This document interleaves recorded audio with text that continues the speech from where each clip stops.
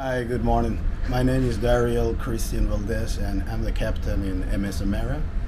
I have approximately more than 20 years at sea. I started my career on cargo ships, then I was doing a time on offshore. Then I started on the big cruise lines with 2,500 passengers, 1,200 crew. And sometime in 2007, I started my journey with Phoenix Rising.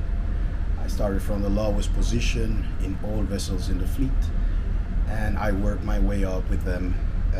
I started as a second officer, navigator, first officer, safety officer, staff captain in all vessels in the fleet.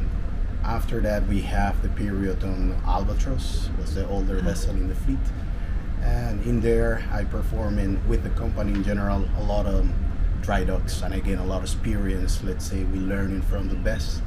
And I have my personal achievement, which was going all over the world on different places that sadly now are not able to visit for different reasons, but I achieved that on my list to be everywhere in the world with this company. The years keep passing and I keep gaining a lot of experience, and I work my way up, and the opportunity came to become a captain for Phoenix. And then during 2019-20 we have to struggle with the COVID, but the company never stops. They keep keeping the vessels in shape, ready to start anytime, and I took the opportunity to be on board all other vessels again and polish a little bit more my maneuvering skills as a captain. I have the opportunity now to be captain of this vessel since 2023, and I'm sharing the vessel now with one of my mentors, with Captain Jarle Flatego. I started with him as a safety officer, and now I'm back to back with him as a captain. It is a pleasure to work over here. The cultural change is what attracts me most. The adventure and the opportunity to go to different places on the world.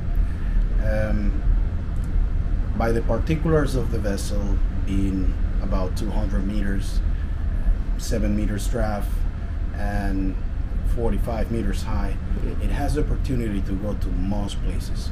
Some of the destinations are very exclusive, and then the gas itself is a nice cultural exchange that we have on board between crew and the guests, German speaking generally.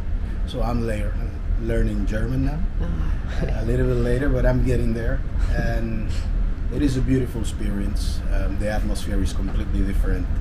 The fact that the vessels are smaller with the same guests repeating more and more, it brings and creates and it keeps a very nice family atmosphere on board, and it makes very nice to be captain and work on board these vessels.